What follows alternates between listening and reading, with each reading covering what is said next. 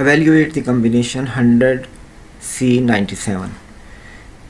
NCR equal होता है n factorial over r factorial into n minus r factorial.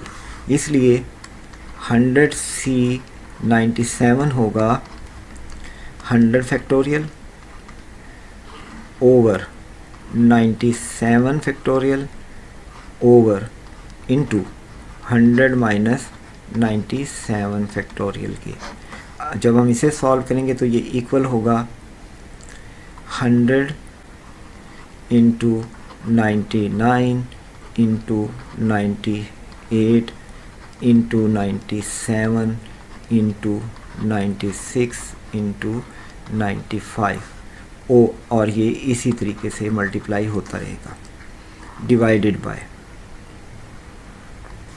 97 factorial होगा 97 into 96 into 95 और ये इसी तरह से इस और फिर 100 माइनस 97 बच गया 3 फैक्टोरियल, तो ये होगा 3 इंटू 2 इंटू 1।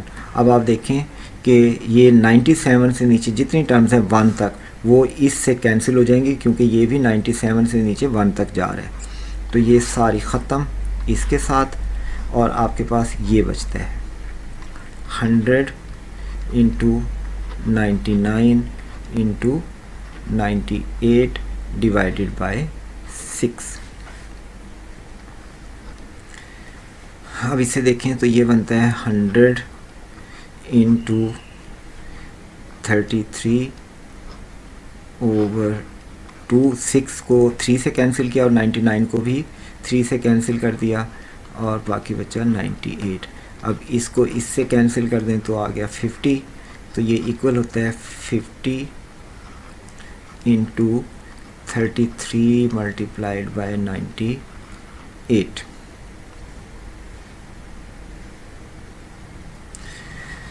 अब हम इसे मल्टीप्लाई करते हैं तो 33 इंटू 5 15 1 कैरी 15 और 16। अब इसके साथ ज़ीरो लग गया क्योंकि ये एक्चुअली 50 था। अब इसे 98 से मल्टीप्लाई करते हैं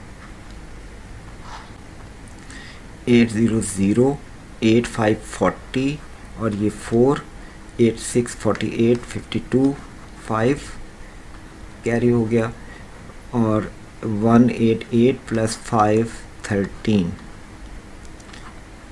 9 0 0 9 5 45 4 कैरी और 6 9 54 54 प्लस 4 58 5 कैरी 9 1 एंड 5 इज़ 14। तो ये होता है 0 0 7 और ये 1 5 6 1 1 6 1 700 जो कि ऑप्शन ए में दिया गया है। इसलिए इस क्वेश्चन का आंसर है ऑप्शन ए।